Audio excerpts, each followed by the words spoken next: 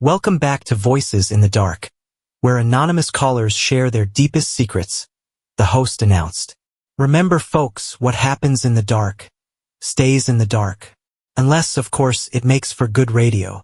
He chuckled, and I found myself smiling despite my exhaustion. I settled into the rhythm of the show, listening as strangers confessed their sins and shared their stories. A teenager admitted to cheating on his college applications. A woman revealed she'd been secretly feeding her husband's prized koi fish to neighborhood cats. The host handled each confession with a perfect blend of humor and understanding that made the minutes fly by. Then I heard it, a laugh. A familiar, melodic laugh that made my blood run cold. So, tonight I want to share something exciting. The female caller began, her voice playful and light. It's about an affair I've been having. My hands tightened on the steering wheel. No, couldn't be. But it was. The voice belonged to Emma. While my husband's away on his business trips, she continued, completely unaware that one of her listeners was that very husband, driving home early to surprise her. I felt my throat constrict as she described meeting our neighbor in secret. Brian, the quiet, respectful man who always waved hello and helped me install our security cameras last month. The same Brian whose wife Jessica often joined Emma for their book club meetings. The host laughed. Sounds like quite the adventure. But aren't you worried about getting caught? Oh, we're careful, Emma replied, her voice carrying that confident tone I used to find so charming. My husband trusts me completely. I just tell him I'm helping friends with errands or going to the spa with the girls. My vision blurred. I blinked hard, trying to focus on the road as she continued. Besides, it's more exciting this way. Sneaking around, meeting at our favorite restaurant where no one knows us. She paused, and I could almost see her smile. That same smile that once made me feel like the luckiest man alive. Though I have to say, the worst part is his bedroom. Those awful burgundy sheets. I hate that color. The burgundy sheets. The ones Brian's wife Jessica had picked out during their recent home renovation. The ones Emma had commented on during our last neighborhood barbecue, trying to hide her distaste. At least my dog likes him, Emma added with another laugh. Barney usually barks at strangers, but he took to Brian right away. Barney, our golden retriever. The loyal companion who always waited by the door when I came home from my trips. Who apparently had been keeping Emma's secrets all along. The host asked another question, but his voice faded into background noise. My mind was racing, replaying every suspicious moment I'd dismissed, every excuse I'd accepted without question. The late-night emergencies at friends' houses. The sudden interest in joining a book club. The way she always seemed to know when Brian's wife would be out of town. I pulled over to the shoulder of the highway, my hazard lights blinking rhythmically in the darkness. The radio continued to broadcast Emma's voice, but I barely heard her words anymore. All I could focus on was the thundering of my heartbeat and one crystal-clear thought. Everything in my life was a lie. As I sat there, watching occasional cars speed past in the night, I realized something else. The numbness I felt wasn't just shock. It was clarity. Emma thought she was so clever, sharing her secret in the anonymous safety of a late-night radio show. She had no idea that her carefully constructed web of deception was about to unravel, one strand at a time. I reached for my phone, my hands steady despite the turmoil in my mind. First, I needed to verify her story about helping Sarah tonight. Then I would start gathering evidence. But most importantly, I would make sure that when the truth came out, everyone would know exactly who Emma really was. The radio host's voice cut through my thoughts. Well, that's all the time we have for this caller. Remember, folks, secrets have a way of coming to light, one way or another. You have no idea, I thought, pulling back onto the highway. No idea at all. As I sat in my truck on the side of that dark highway, my wife's voice still echoing in my ears, I knew this had to be calculated, precise, and absolutely perfect. The digital clock on my dashboard blinked midnight. Emma wouldn't be expecting me home for another day, her carefully planned window for deception. I pulled out my phone and dialed Sarah's number, my hands surprisingly steady now that shock had given way to purpose. Jack. Sarah's groggy voice answered on the fourth ring. Is everything okay? Hey, Sarah. Sorry to call so late. I kept my voice casual, controlled. Just checking on Emma. How's the pipe situation? A pause. One that lasted a heartbeat too long. Pipe situation? I closed my eyes, letting the confirmation of Emma's lie wash over me. Emma told me she was helping you with some emergency renovation. Something about a burst pipe. I haven't seen Emma in weeks, Sarah replied, confusion evident in her voice. Jack, what's going on? I could hear the concern in her voice. Sarah had been our friend since college, had been Emma's maid of honor at our wedding. She deserved to know the truth, but not yet. Not like this. Must have been a misunderstanding, I said smoothly. Sorry to wake you. I ended the call and opened my contacts again. This time, I scrolled to Jessica's number, Brian's wife. My thumb hovered over the call button before I thought better of it. No, this needed to be handled differently. Instead, I pulled up my banking app. Our joint credit card statements would tell their own story. As I scrolled through recent transactions, patterns emerged that I'd been too trusting to notice before. Regular charges at the Golden Pearl restaurant across town. A place Emma had never mentioned. Hotel bookings on days she was supposedly at spa retreats with friends. Small purchases at boutiques when she should have been at work. Each transaction was like a photograph, slowly developing to reveal a picture I'd never wanted to see. I switched to my email and began composing a message to my sister Catherine, a successful event planner known for putting together elegant gatherings on short notice. Need a favor, I typed. Want to throw a surprise party for Emma this weekend. Nothing big, just family and close friends. Can you help? Catherine's response came almost immediately. Of course. What's the occasion? I smiled grimly in the darkness of my truck. Early anniversary celebration, I replied, and maybe a few other surprises. While waiting for her response, I pulled up the security app on my phone, the same one I'd helped Brian set up last month. He'd been so appreciative, showing me how to position the cameras for optimal coverage of his property. What he hadn't realized was that I still had administrator access to the system. The app loaded, showing multiple camera views of Brian's house. Most windows were dark, except for one upstairs. As I watched, a familiar figure passed by the window. Emma, still dressed in the blue sweater she'd worn when kissing me goodbye this morning. I started recording the feed. My phone buzzed with Catherine's reply. Saturday at 7 p.m. work? I can have everything ready by then. Perfect, I typed back. And Kath?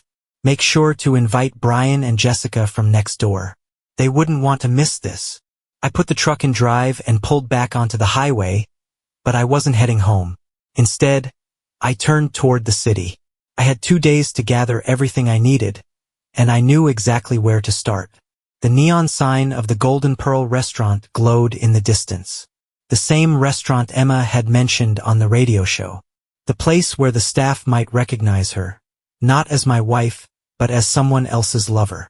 Sometimes the best evidence comes from the smallest details, and I intended to collect them all. Every receipt, every security camera footage, every witness. By Saturday evening, Emma's carefully constructed house of lies would collapse, and I would make sure everyone was there to watch it fall. By Saturday afternoon, everything was in place. Catherine had outdone herself, transforming our living room into an elegant space for an intimate gathering. White roses, Emma's favorite, filled crystal vases, their sweet scent mixing with the aroma of catering from the Golden Pearl. A touch of irony I couldn't resist. Emma's parents arrived first. Robert and Diana had always treated me like a son, and Diana's eyes welled up when she hugged me. So thoughtful of you to plan this for Emma, she said, straightening my collar the way mothers do. If she noticed my hands trembling slightly, she didn't mention it. My sister Catherine arrived next, followed by Sarah, whose confused glance I carefully avoided. Then came our other neighbors, close friends, and finally Brian and Jessica. Brian's easy smile faltered slightly when he saw me, but he recovered quickly.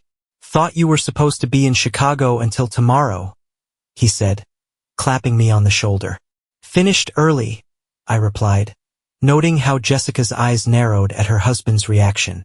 Couldn't miss this opportunity to celebrate. The room filled with cheerful conversation as everyone settled in, though I noticed Brian checking his phone repeatedly, probably wondering why Emma wasn't responding to his messages. She'd been radio silent since I'd accidentally damaged our home's Wi-Fi router this morning. Before Emma gets here, I announced, lifting my glass, I wanted to share something special with all of you. I moved to the entertainment center, where our large TV waited. I've been collecting memories for this moment. The TV came to life, displaying the familiar logo of Voices in the Dark. A few people chuckled, recognizing the popular radio show. I never knew you listened to this show, Brian commented, his voice carefully neutral. Oh, I've become quite a fan recently, I replied, watching his face. Amazing what people will confess in the dark, isn't it? The first few callers played through, the same ones I'd heard that night on the highway. I watched the faces around the room. Polite interest, mild amusement, growing confusion about why we were listening to this. Then, Emma's laugh filled the room. Diana straightened in her chair, recognition flickering across her face. Robert's brow furrowed. Brian's hand tightened around his glass, knuckles white. The front door lock clicked. Everything seemed to move in slow motion. The door swung open as Emma's voice continued from the TV, describing her affair in intimate detail. She stepped into the room, still wearing her coat, her smile freezing as she took in the scene before her. Her eyes darted from face to face, her parents, our friends, Brian and Jessica, before landing on the TV screen. The color drained from her face as she heard her own voice betraying her secrets to the very people she'd worked so hard to deceive. Emma's mouth opened, but no words came out. The room was silent except for her voice on the TV, still cheerfully describing her perfect little arrangement. I stood up slowly, remote control in hand, and paused the playback. Welcome home, darling, I said softly. So glad you could join your own party. The silence in our living room was deafening. Emma stood frozen in the doorway, her designer purse slipping from her shoulder to thud softly on the hardwood floor. The sound seemed to break some sort of spell, and suddenly everyone started talking at once. Emma Jean Parker. Her father's voice boomed above the others. What in God's name is the meaning of this? Emma's eyes darted around the room like a cornered animal, landing briefly on Brian before fixing on me. I saw the moment she realized just how thoroughly her world was about to unravel. It's not, she began, her voice trembling. This isn't. Jack, please, let me explain. I held up my hand, silencing her. Explain what, exactly? I kept my voice steady, controlled.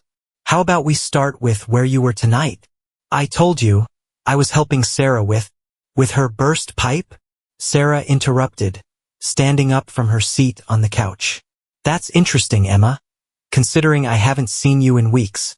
Emma's face paled further, if that was even possible. Her mother, Diana, let out a soft sob, her hands pressed against her mouth as if trying to physically hold back her distress. It's not what everyone thinks, Emma insisted, her voice growing stronger with desperation. That radio show, it's just entertainment. People make up stories all the time. I was just playing along, being dramatic for fun. A bitter laugh escaped Jessica's throat. Playing along? Brian's wife stood up, her fingers white-knuckled around her wine glass. Is that what you call it? I picked up the remote again, rewinding the recording slightly. Emma's voice filled the room once more. And the best part is how easy it is. My husband trusts me completely. Stop, Emma pleaded. Please, Jack. This isn't fair. Fair. I repeated quietly. Let's talk about fair, Emma. I moved to the entertainment center and pulled out a folder. Let's talk about last Tuesday, when you said you were helping Sarah with her renovation emergency. I extracted a series of photographs, screenshots from Brian's security cameras, showing timestamps and crystal-clear images of Emma entering his house at various hours. Funny thing about those security cameras I helped Brian install. They keep an excellent record of coming and going. Brian stood abruptly, nearly knocking over his chair. This is ridiculous. Jessica, we're leaving. Sit down, Brian, Jessica said, her voice ice cold. I want to hear this. Emma's father had gone from red-faced rage to a dangerous quiet. Princess, he said, using his daughter's childhood nickname like a weapon. Please tell me this isn't what it looks like. Daddy, Emma's voice cracked. She took a step toward him, but he held up his hand, stopping her. The worst part? I continued, my calm facade barely containing the storm inside. Isn't even the affair itself. It's how much you seem to enjoy the deception. How you laughed about it on that radio show, like it was all some kind of game. Catherine, my sister, finally spoke up. How could you? After everything Jack's done for you, after all the years. You don't understand. Emma burst out. None of you understand. It wasn't supposed to be like this. It just happened. And then what? I asked softly, pulling another document from my folder. And then you and Brian started planning how to take everything from me? The room grew impossibly quieter. Even Emma's shallow breathing seemed to stop. What are you talking about? She whispered. I smiled, but there was no warmth in it. Oh, we're just getting started, Emma. Would you like to tell everyone about the joint account you and Brian opened? Or should I? The room fell silent as I pulled up the security footage on our TV screen. There was Emma, timestamp clearly visible, slipping into Brian's house at 2:17 a.m. last Tuesday. The night vision camera caught every detail, her familiar walk, the way she looked over her shoulder, even the spare key she used to let herself in. I installed these cameras myself, I said quietly. Added a few extra features Brian didn't know about, like cloud backup and motion-triggered recording. Emma's shoulders slumped. Behind her, Brian had gone completely still, his face ashen as Jessica watched the footage with tears streaming down her face. But wait, I continued, switching to a different screen. There's more. The spa day from last month. I pulled out the hotel receipt, displaying it on the screen. The Grand Plaza Hotel. Room 742. Paid for with our joint card. The one you thought I never checked because I was too busy with work. It's not, Emma started, but her voice cracked. Not what it looks like? I finished for her. That's funny because it looks exactly like what it is. A betrayal. A calculated, deliberate betrayal. I turned to our smart fridge's display screen, pulling up the Messenger app. You two weren't as careful as you thought. Can't wait to see you tonight. I read. Jack's away until Thursday. We'll have the whole house to ourselves. Diana sobbed openly now, Robert holding her as she shook. My sister Catherine moved to comfort them, but her eyes never left Emma's face. Our house, I emphasized. The house I worked 60-hour weeks to afford, where we were supposed to build our life together. Emma lunged forward suddenly, reaching for my hands. Her eyes were wild, desperate. Jack, please. We can fix this. It was a mistake. I made a terrible mistake. I love you. I looked into her eyes, the same eyes I'd fallen in love with years ago. Now all I saw was desperation and fear. Not of losing me, but of losing everything else. Love me? I pulled out a small, elegant box from my pocket. You know what real love looks like, Emma? It looks like this. I opened the box, revealing 2 first-class tickets to Italy and a hotel reservation for the Villa Romano in Tuscany. I spent months planning this, called in favors, worked overtime, all to give you the anniversary trip you'd always dreamed about. She stared at the tickets, her face crumpling. But I wasn't finished. And this, I continued, placing another envelope on the table, is what betrayal looks like. I slid the divorce papers toward her. Everything's there. Documentation of the affair, financial records, evidence of your plans with Brian to try to take half my company in the divorce you two were planning. Brian jumped up. That's a lie. Is it? Jessica's voice cut through the room like a knife. She stood, pulling out her own phone. Because I found the same emails, Brian. The ones where you and Emma discussed how to manipulate the divorce settlement. How to maximize what you could get from both our marriages. Emma collapsed onto the sofa, all pretense of innocence gone. Her father finally spoke, his voice heavy with disappointment. All these years, we thought we raised you better than this, Emma. Your mother and I. We can't even look at you right now. I gathered the documents carefully, methodically. The divorce papers are already filed. Your things have been packed. They're in storage. The locks have been changed. I turned to the group. Thank you all for being here tonight. I wanted everyone to know the truth, to hear it all at once, so there could be no more lies, no more deception. Emma sat there, mascara streaking down her face, as her carefully constructed world crumbled around her. Brian and Jessica left first, their own confrontation about to begin. Emma's parents followed, Robert practically carrying Diana to their car. The others drifted out quietly, leaving just Emma and me in the room that had once been our happy home. Jack, she whispered one last time. What am I supposed to do now? I picked up my keys and coat. That's not my problem anymore, Emma. You chose your path. Now you get to walk it alone. As I closed the door behind me, I heard her break down completely. But I didn't look back. Sometimes the greatest act of self-respect is knowing when to walk away, and I had finally found the strength to do just that.